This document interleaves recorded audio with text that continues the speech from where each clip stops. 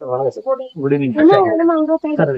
இது யாருடைய காலத்துல கட்டப்பட்டது? இந்த கட்டின மன்னனுடைய பெயர் ராஜேந்திர சோழன். ராஜேந்திர சோழனுக்கு வந்து பாத்தீங்கன்னா இப்ப ஈரோடு டிஸ்ட்ரிக்ட் ஃபுல்லாவே ராஜேந்திர சோழனுக்கான ஒரு சிலையை வைக்கணும் அப்படின்னு சொல்லிட்டு பரவலா பேசப்படுது. அப்ப அது மத்திய அரசு கூட அதை இறங்கி செயல்படுத்தலாம் அப்படின்னு இடத்த தேர்வு செய்யறதுக்காக தேவைப்பட்டோம்.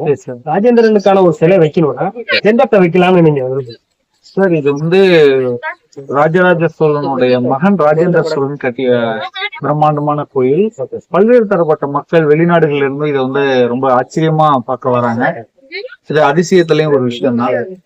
அந்த அதிசயத்தை நமக்கு கொடுத்த அவருடைய சிலை வந்து இந்த ஆலயத்துக்கு முன்னாடி வச்சாலே அது மிகப்பெரிய சிறப்பா இருக்கும். கோபுரம் கட்டாம இருக்காங்கிறதான் சொல்றாங்க. ஆனா கட்டிருப்பாங்க. அது முகலாயர்கள் வந்தோன்னா அதை இடிச்சாரு அப்படின்னு சொல்லிட்டாங்க. அது வந்து ஃபுல்ஃபில் இல்லாம தெரியுது பாத்தீங்களா? அங்க கட்டியிருந்தா ரொம்ப சந்தோஷமா இருக்கும். அந்த கோபுரத்தை முன் கோபுரத்தை கட்டிட்டு அதுக்கு பக்கத்துல ராஜேந்திர சோழையை வச்சா கூட நல்லாதான். ஆமா, இப்ப புதுசா வரவங்களுக்கு வந்து அந்த குழந்தைங்களுக்கு இப்ப எங்க பொண்ணுக்கே நாங்க காட்டுறோம்னா இது யாருன்னு கேட்பாங்க. இவரு இந்த கோயிலை கட்டினாரு சொல்ல அடையாளம் காட்டா நல்லா இருக்கு. அப்ப வந்து ராஜேந்திர சிலை வந்து கோயிலுக்கு முன்பே வச்சுட்டு போறது நல்லதுன்னு நினைக்கிறேன். இவர்தான் கட்டினாரு சொல்லலாம்.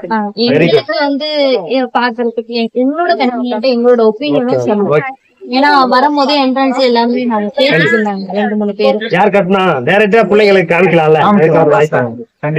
உங்களுக்கு அண்ணா இவங்க ஜெயலலிதா இவங்க அப்படின்னு ஆட்சி தலைவர்களை காட்டும் பொழுது இதே மாதிரி இது மாதிரி நம்மளை ஆண்ட மன்னர்களுடைய மாபெரும் சிறப்பை காட்டும் போது அவங்களுடைய உருவத்தையும் காட்டினா அது இன்னும் சால சிறப்பா இருக்கும். ரொம்ப நன்றி சார்.